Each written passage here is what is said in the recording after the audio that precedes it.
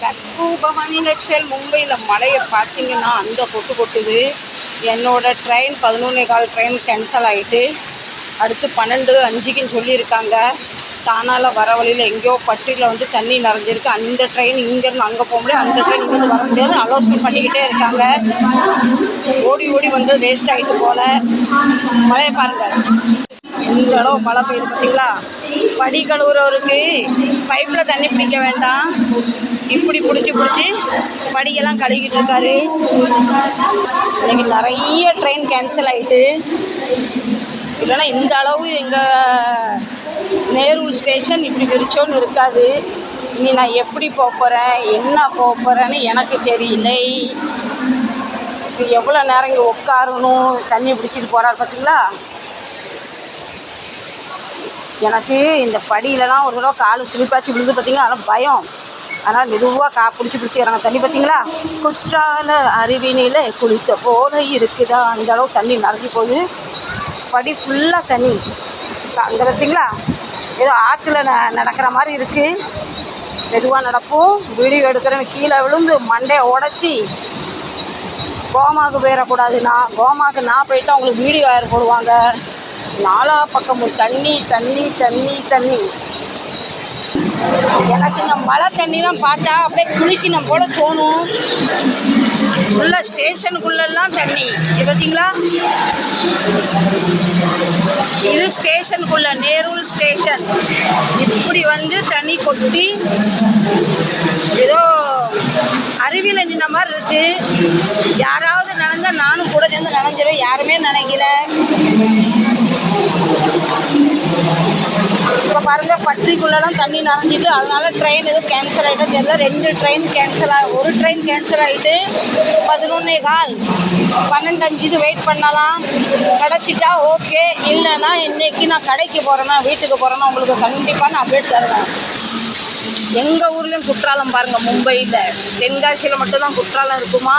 எங்கள் வீட்டும் 5 அருவி 6 அருவி எல்லா அருவியும் எங்களுக்கு தான் இங்கே இருக்குது. பார்க்க சூப்பராக இருக்குல்ல. ஆனால் அது கட்டடம் பாதிச்சிருமோன்னு எனக்கு பயமாக இருக்குது. ஏன்னா நம்ம ப்ராப்பர்ட்டி பார்த்திங்களா, ரயில்வே நம்ம ப்ராப்பர்ட்டி. அதனால தான் இஷ்டத்துக்கு ட்ரெயினில் ஏறுறோம், இஷ்டத்துக்கு ட்ரெயின் ஓட்டி இறங்குறோம். ஏன் நிலைமை என்னன்னு தெரியாது. என்ன ஆகுதுன்னு பார்க்கலாம். வாழ்ந்து தான் பார்ப்போமே. இதுக்கெல்லாம் பயந்துட்டா எப்படி? வாழ்க்கையில் எவ்வளவோ அடிபட்டாச்சு. இதெல்லாம் ஒரு அடிபடுவோமே. எல்லாருக்குள்ளதான் நமக்கும். ஆனால் எல்லாரையும் அவங்கவுங்க பாஸ் திட்ட மாட்டாங்க. எனக்கு என் ஹஸ்பண்டுன்னு ஒரு பாஸ் இருக்கார்ல, அவர் என்னை அந்த வர கேள்வி கேட்பார். பிளாட்ஃபார்ம் நிறைஞ்சி தண்ணியெல்லாம் இப்படி அருவி மாதிரி கொட்டுது, தெரியுதுங்களா. 12:45க்கு தான் நமக்கு தானா வண்டியா. அதனால நம்ம சம்முன்னு ஒரு சேரில் வந்து உட்காந்துக்குவோம். 3 ட்ரெயின் கேன்சல் ஆனதால் பப்ளிக்கு பாவம் அலமோதுறாங்க. நான் சொன்னாலும் எங்கள் வீட்டில் திட்டு வாங்கியாச்சு. அவரு நான் மொபைலை கையில் எடுக்கும்போது திட்டமும் மொபைலில் கிடக்கும் வாயை மூடிடுறாரு. ஒரு நாள் திட்டுறது உங்களுக்கு புரியாது. நீங்களும் நினச்சிப்பீங்க, ஐயோ இந்த பவானி நிலையத்தில் பாவம்னு நீங்களே வருத்தப்படுவீங்க. சரி, நீ அடுத்து நம்ம ட்ரெயினில் ஏறிட்டு கூட்டம் இல்லைன்னா கண்டிப்பாக ஒரு கிளிப் எடுப்பேன். வாசலில் தொங்கிட்டு போனால் கிளிப் எடுக்க முடியாது. நான் கடைக்கு எத்தனை மணிக்கு போகணும் கண்டிப்பாக உங்களுக்கு சொல்கிறேன், சரிங்களா. அது வரைக்கும் என்ன பார்த்துக்கிட்டே இருங்க. 2 ட்ரெயின் கேன்சல் ஆனனால இவ்வளோ கூட்டம். இன்னும் ஆல்ரெடி இந்த ட்ரெயின் வந்து எங்களுக்கு வந்து பன்வேல்லேருந்து வருது. ஆல்ரெடி நிறைஞ்சி தான் வரும். இதில் நான் எப்படி ஏற போகிறேன், தொங்கிக்கிட்டு போக போகிறேன்னா ஒன்றும் தெரியல. வாங்க ட்ரெயின் இன்னொன்று ஏறிடலாம். ஏறவே விட மாட்டாங்க, அந்த அளவுக்கு அடித்து பிடிச்சி ஏறுவாங்க. நம்ம எல்லாம் நான் எப்போ கூட்டத்தில் ஏற மாட்டேன். எல்லாம் ஏறி முடிஞ்ச பின்னா தான் ஏறுவேன். எனக்கு பயம், எங்கே காலியாக இருக்குன்னு பார்த்து ஏறிடலாம். நான் கன்ஃபார்ம் பண்ணிக்கிட்டேன், தானாக தான் போகணும். நான் வந்து ஜென்ஸ் டப்பால் ஏறிட்டேன். லேடிஸ் ரொம்ப கூட்டமாக இருந்தது. எல்லாம் இடமே இல்லை. நம்ம நின்னாச்சு, கம்பியை பிடிச்சிக்கலாம். எத்தனை மணிக்கு இன்றைக்கி நான் கடைக்கு போகிறேன்னு தெரியல. மணி போகுது கரெக்டாக 12:45 ஆகுது. அங்கே அதுக்கு அடுத்து மாப்பா போகணும். மாப்பாலேருந்து நம்ம ஆட்டோ பிடிச்சி தேசியகாவை போகணும். எத்தனை மணிக்கு போகணும் பார்க்கலாமா. எனக்கு இன்னும் ஆதங்கமாக இருக்குது. வீட்டில் ஓடு நாய் மாதிரி வேலை பார்த்துட்டு இந்த டைமில் டைமில் ட்ரெயின் கிடைக்காம நீங்கள் ஆட்டோக்கு 20 ரூபா வேஸ்ட்டாக போயிட்டு உங்களுக்கு ஒரு 2 மணி நேரம் காலை கிடப்புன்னு ஆட்டோக்கு 25 ரூபா 26 ரூபா வேஸ்ட்டாக இருக்காது. வீடு தான் ஒழுகுதுன்னு கேட்டு பார்த்தேன். ட்ரெயினில் பாருங்கள் ஃபுல்லாக சீட்டெல்லாம் தண்ணி, ஒருத்தரும் உட்கார மாட்டேங்காங்க, எல்லாம் வந்து நின்றுக்கிட்டு இருக்காங்க. நான் ஈரமான என்ன நனைஞ்சா என்ன நின்று கால் வலிச்சனால உட்காந்துட்டேன். இந்த கொடையால் துடைச்சிட்டு ஆல்ரெடி துணியெல்லாம் ஈரமாக இருக்குது. நனைஞ்சவளுக்கு எதுக்கு முக்காடுன்னு சொன்ன மாதிரி ஈரத்தில் உட்காந்துட்டேன். கால் வலிக்க அந்த 2 மணி நேரம் அங்கே காத்து கிடந்தேன். சரிங்களா, இன்னும் இறங்கி விட்டாச்சு. இனி அடுத்து ஆட்டோ கிடைக்குதான்னு பார்க்கலாம். அப்பா இப்போ ஆட்டோக்காரங்க ரொம்பலாம் கிராக்கி பண்ணுவாங்க. கண்ணை மூடித்தனமெல்லாம் பணம் கேட்பாங்க. உட்காந்துடலாம். ஆட்டோ உட்காந்தாச்சு. கூட்டம் பாருங்க ஆட்டோக்கு. இன்னும் குறைஞ்ச பாருங்க. வண்டி வேற வேகமாக போகுது. வண்டி பயிர் கவுண்டிருக்கும் பயமாக இருக்குது. இதில் வேற ஒரு ஆட்டோவில் நாங்கள் 5 பேர்.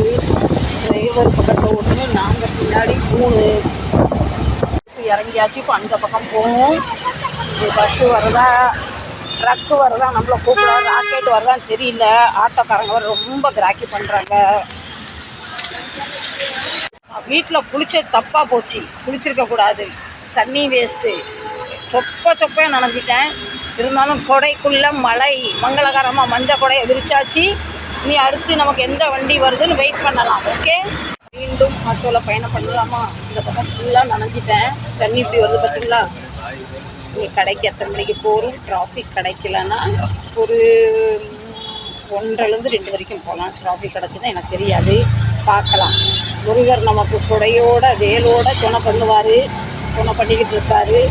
மனிதனுக்கு அரோகரா. அதுக்காகலாம் போட்டாச்சு. இருந்தாலும் மூஞ்சி எல்லாம் நனையுது. இது போட்டு ஒரு பிரயோஜனமும் இல்லை. மின்னல் வேகத்தில் போகுது. மழையும் மின்னல் வேகத்தில் வருது. பார்க்கலாம் எவ்வளோ நேரத்தில் போகிறோம். இந்த இடத்துல டிராஃபிக் இல்லை. அடுத்து டிராஃபிக் கிடைக்குமான்னு எனக்கு தெரியலை. எவ்வளோ நனைஞ்சி போகுது. அதுக்கு மேலே தான் வண்டி போய்கிட்டு இருக்கு. பெரிய பிரச்சனை ஆகிட்டு மலைக்குள்ளே வண்டி பூந்து வந்தனால வண்டி ஓட மாட்டுக்கு. ரொம்ப நேரமாக ட்ரை பண்ணுறாரு. என்ன செய்யப்போ இவர் இப்போ எனக்கு என்னடான்னு சொல்கிறாரு. இப்போ நான் என்ன செய்யட்டும்? வண்டி ஸ்டார்ட் ஆக மாட்டுக்கு. இப்படிலாம் நேரம் வருதுன்னு பார்த்தீங்களா? வேறு வண்டி பிடிக்கலான்னா எக்ஸ்ட்ரா பணம். வண்டி ஸ்டார்ட் ஆகிட்டு அந்த சமயத்தில் கடவுள் துணை பண்ணிட்டாரு. முருகர் சோதிப்பார், ஆனால் கைவிட மாட்டார்.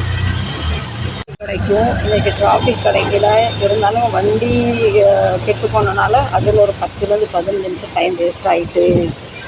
பார்க்கலாம் என்ன தான் நடக்குன்னு ஒரு கை பார்க்கலாம். நானும் துணிஞ்சு இறங்கிட்டேன். சோதனை மேல் சோதனை போதுமடா சாமி, வேதனை தான் தாங்காது பூமி. நெஞ்சு வெடிச்சிடும் போல இருக்கு. அந்த அளவு டென்ஷன்.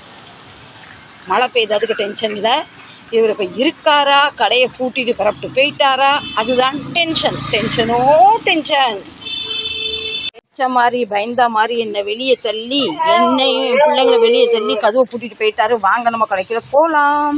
எக்ஸ்ட்ரா சாவி எப்பவுமே என்கிட்ட இருக்கும். ஒரு பாவம் சாப்பிடாம போயிட்டாரு. அதுதான் வருத்தமாக இருக்குது. நான் போகிறதுக்குமே பிள்ளைங்களுக்கு பாருங்கள் அவசரம். வாங்க நீங்களும் உள்ளே போகலாம். வாங்க வாங்க வாங்க வாங்க வாங்க போங்க போங்க போங்க எல்லோரும் போங்க போங்க வாங்க போகலாம். தானே தொப்புன்னு நனைஞ்சிருக்கு பிள்ளைங்க பாவம். மட்டுமா நனைஞ்சிருக்காங்க. நானும் தொப்பு நனைஞ்சிட்டேன்.